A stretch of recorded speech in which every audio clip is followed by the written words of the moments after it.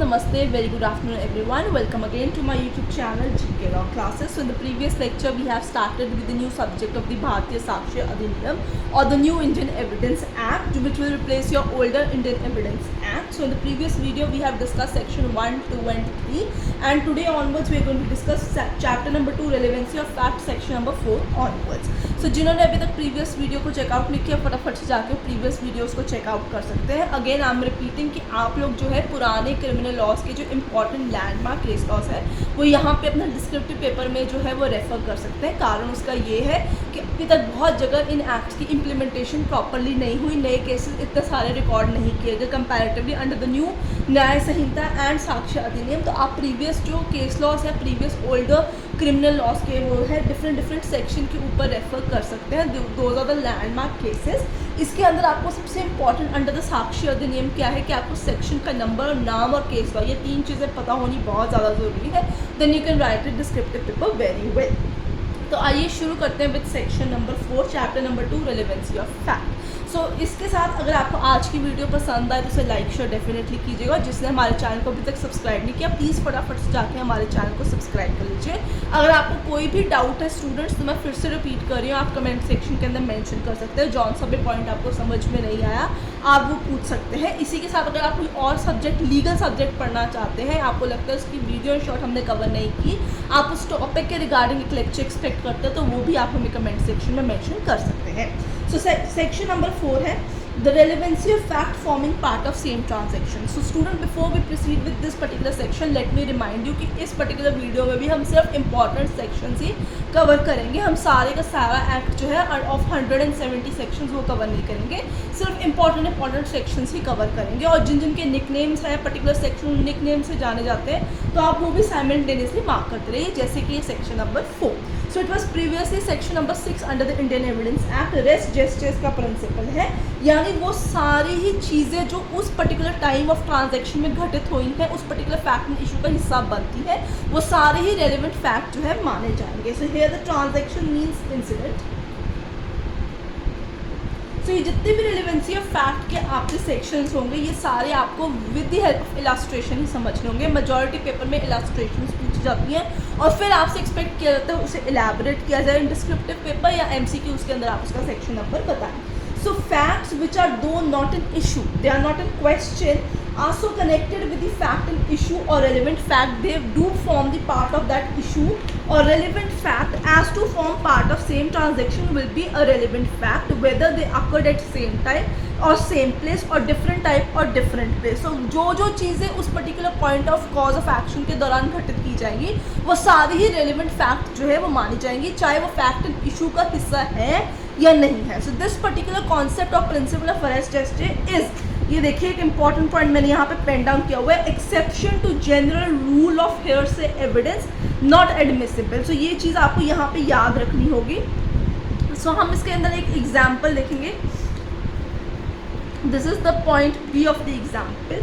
तो यहाँ पे ये चीज़ रखनी है कि that a is accuse of waging a war against government of India by taking part in armed insurrection in which the property is destroyed, troops are attacked and jails are being broken up. The occurrence of all these events, कौन सी event? Property destroyed, troops attacked, jail are broken open. These are occurrence of the facts are relevant fact as forming part of general transaction though A may not have been present at all the time.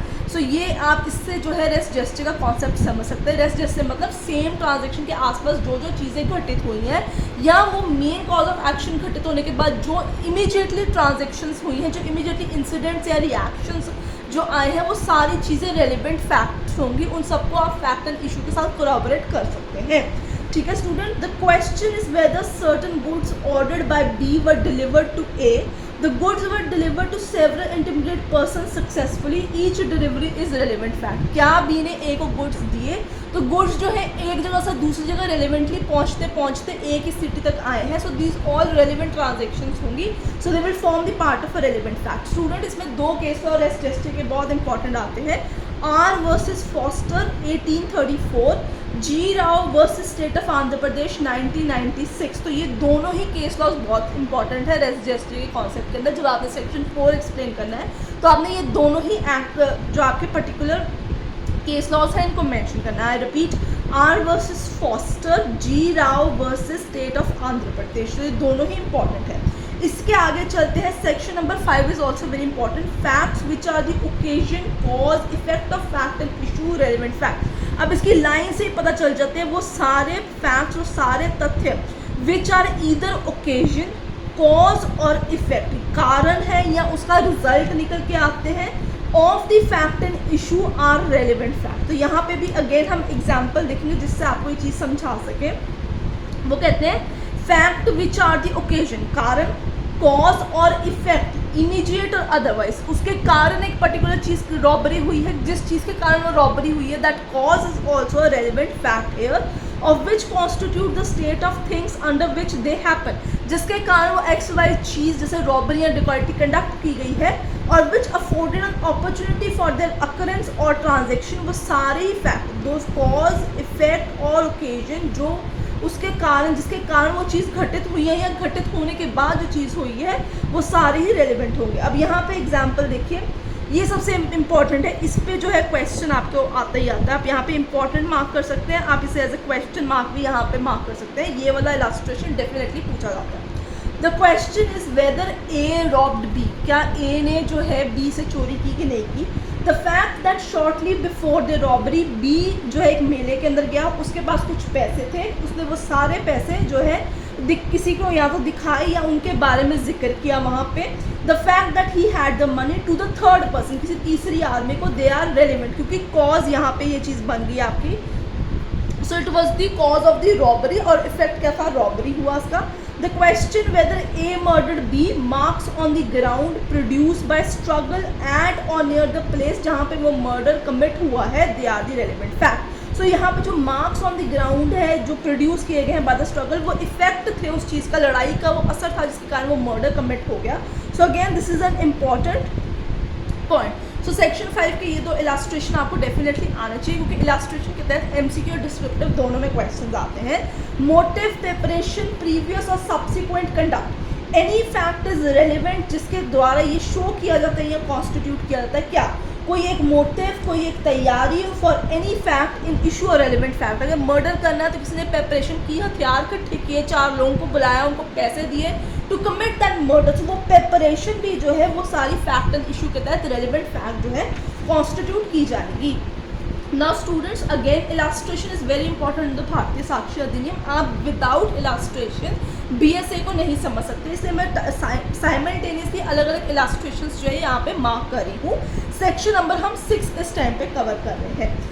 A is tried for murder of B. The fact that A murdered C, that B knew that A had murdered C, and that B had tried to extort money from A by threatening to make his knowledge public are relevant. तो यहाँ पे motive जो है, यहाँ पे वो चीज़ का show हो गया है कि ए ने बेसिकली क्या हुआ, यहाँ पे ए को ट्राई किया जा रहा है for the murder, and B news कि ए ने सी का मर्डर किया है। तो अब उसने क्या किया कि मैं तेरी मर्डर वाली बात जग जाहिर नहीं करूँगा, बट उसके बदले में बी ने क्या मांगा कि तू मुझे पैसे दे, तो मैं किसी को नहीं बताऊंगा तूने सी का मर्डर किया है। तो ये चीज़ जो है, the fact that he extorted money from a in order to keep quiet for the murder a has committed of this c, तो वो सारे फैक्ट्स जो है वो यहाँ पे रेलिवेंट होंगे। आप नीचे देख सकते हैं H number, the question is whether A committed a crime, क्या उसने कोई जुर्म किया, कोई गुनाह किया है। The fact that A absconded after receiving a letter warning A that inquiry has been made for the criminal and the content of letter are relevant. Right? A is accused of murder. The fact that after the commission of alleged crime, ठीक है, जब यहाँ पे लिखा गया A is accused of crime, the fact that crime होने के बाद A वहाँ से भाग गया है, मौके बाद आग से वो भाग चुका हुआ है, all was in possession of any kind of property or the proceed of the property acquired by the crime, और उसने या फिर वो चीज़ें छुपाने की कोशिश की है while doing that thing, all these things are relevant to the fact issue. So वो सारे फैक्ट जो पहले रेलिवेंट नहीं होते हैं बट फैक्ट इशू के साथ वो किसी ना किसी तरीके से रेलिवेंसी क्रिएट कर लेते हैं, इधर by your motive, your conduct, your preparations और otherwise by occasion, cause and effect, वो सारे ही रेलिवेंट फैक्ट जो है कॉन्स्टिट्यूट कर लिए जाते हैं। Now student coming to section number 7. Section number 7 otherwise इतना इंपॉर्टेंट नहीं है, बट मैं आपको इसका छोटा सा कॉन्सेप्ट समझाने की कोशिश करती हूँ. Fact necessary to explain, introduce fact and issue or relevant facts. So here they are talking about the test identification parade. So basically this is done to establish the identity of an accused person by witnesses in the jail in the presence of judicial magistrate. So यहाँ पे आपको वैसे section number इतना important नहीं है, but वो पूछ सकते हैं कि टेस्ट आइडेंटिफिकेशन परेड का कौन सा सेक्शन है, उसका नाम क्या, तो आपको पता होना चाहिए. And you should know the concept of test identification parade. So what is test identification parade? एक आप इसके तहत सेक्शन 7 एक्सप्लेन कर सकते हैं, TIP एक्सप्लेन कर सकते हैं. ये जेल में होती है जुडिशियल मजिस्ट्रेट के प्रेजेंस के अंदर in order to establish the identity of the accused person by the witnesses. So ये एक तो TIP, व्हाट इज TIP, और उसका एक सेक्शन एक्सप्लेन करेंगे. This is one of the question. Another question यहाँ पे आता है the difference between, right, TIP test identification parade and dock identification. ठीक है, मैंने पिछले में भी आपको एक क्वेश्चन बताया था, अब भी मैं आपको क्वेश्चन बता रहा हूँ. Difference between TIP and dock identification parade is an important question, और the elaboration of TIP is again a very important question. इसी के साथ रेस्ट जेस्चर का कॉन्सेप्ट भी बहुत ज़रूरी है, उस पर भी डेफिनेटली आपको क्वेश्चंस जो है मार्क किए जाते हैं. मैं यहाँ पे भी क्वेश्चन मार्क बना रही हूँ ताकि आप लोगों को पता चल जाए while doing all such kind of things. Now when we talk about section 7, again an important case law has to be considered. Ram Krishnan versus State of Bombay 1955. Again this case law is very important. So आप जब भी TIP explain करेंगे उसमें आप ये case law लिख सकते हैं. आई होप आपको क्लियर हो. कहीं पर डाउट है, आपको लगता है कुछ मिस हो गया, तो आप मुझसे डेफिनेटली कमेंट सेक्शन में पूछ सकते हैं. Ram Krishnan versus state of Bombay 1955 का ये केस है. Right student, chapter number 2 relevancy of fact another important section है. Section number 8 things said done by conspirator in reference to common design. So अब इसको ध्यान से समझने की कोशिश कीजिए. It's a general section which talks about, यहाँ पे कॉन्स्पिरेटर की बात की जा रही है, यानी कि जो अगर 2 या 2 से ज़्यादा लोगों ने मिली भगत में कोई क्राइम कमिट किया, तो अगर कोई चीज़ किसी एक कॉन्स्पिरेटर ने बोली है या की है in reference to common design, वो भी जो है रेलिवेंट फैक्ट कॉन्स्टिट्यूट कर देगा. Now where there is a reasonable ground to believe कि 2 or more person, 2 या 2 से ज़्यादा लोग हैं, उन्होंने conspiracy hatch की है to commit an offense or an actionable wrong, anything which is done, said or written by any one of those conspirator person in reference to their common intention after the time of such intention was first entertained by any of them. जो पहले कोई एक बंदा लेके आया, उनके पास idea कि भाई हम क्राइम कमिट करते, तो उस इंसिडेंट के बाद से जो भी बातें आपस में 2 या 3 लोगों ने की होंगी in order to hatch that conspiracy on the crime, वो सारी चीज़ें रेलिवेंट फैक्ट होगी against each of the person. एक दूसरे के आपस में अगर 3 लोगों ने क्राइम कमिट किया है, तो अगर एक ने बोला तो B और C के सामने जो है वो रेलिवेंट फैक्ट कॉन्स्टिट्यूट कर जाएंगे.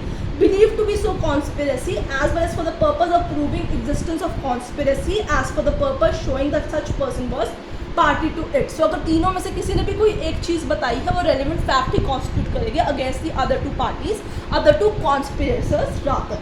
अगला सेक्शन आता है the plea of alibi. Section number 9 when facts are not otherwise relevant become relevant. वैसे they are irrelevant facts. वैसे ये सेक्शन नंबर 11 बनता है इंडियन एविडेंस पुराने एक्ट के अंदर. Plea of alibi again an very important question, please mark. Plea of alibi इसके अंदर बहुत ज़रूरी है. सो यहाँ पे मैं आपको ये A नंबर इलास्ट्रेशन से समझाने की कोशिश करूँगी. दे आर सर्टन टाइम्स के कुछ ऐसे फैक्ट होते हैं which are irrelevant to the fact and issue, but उनके होने से जो है उनकी एग्जिस्टेंस जो है वो रेलिवेंसी में कन्वर्ट हो जाती है.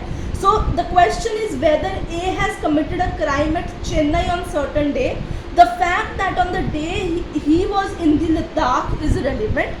ठीक है, the fact that near the time when crime was committed, A was at a distant place from where it has been committed, which would render it highly improbable. मतलब जिस कारण वो murder commit ही नहीं कर सकता, though not impossible that he has committed, is relevant fact. So plea of alibi बहुत बड़ी सामने वाली accused parties जो है वो लेती है against the victim कि भाई हम तो वहाँ present थे ही नहीं, हमने तो वो चीज़ commit की नहीं, वो crime commit किया ही नहीं. इसका भी केस लॉ लिखिए. Dudhnath Pandey versus state of Uttar Pradesh 1981. I repeat, Dudhnath Pandey DUDH, Dudhnath Pandey versus state of Uttar Pradesh 1981. Right, आगे आएगा section number 12 fact showing existence of state of mind body bodily feelings. तो अब इसमें कुछ चीज़ें आपको याद रखनी है, जिसके साथ हम आज की वीडियो को समाप्त भी यहाँ पे कर देंगे।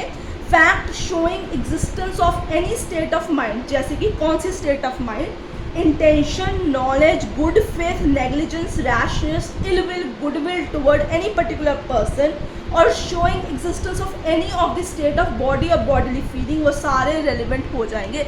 मतलब किसी के expressions आ गए जिससे आप, वैसे आपको नहीं पता चला मर्डर हुआ, बट किसका expression एकदम शॉकिंग था, तो वो भी relevant fact जो है constitute यहाँ पे कर जाएंगे। सो स्टूडेंट, इस सेक्शन को हम आगे अपनी अगली वीडियो के अंदर कंटिन्यू करेंगे। अगर आज की वीडियो पसंद आई है तो उसे लाइक शेयर कर दीजिएगा, और अगली वीडियो के वेट करना भूलिएगा मत। I will see you next.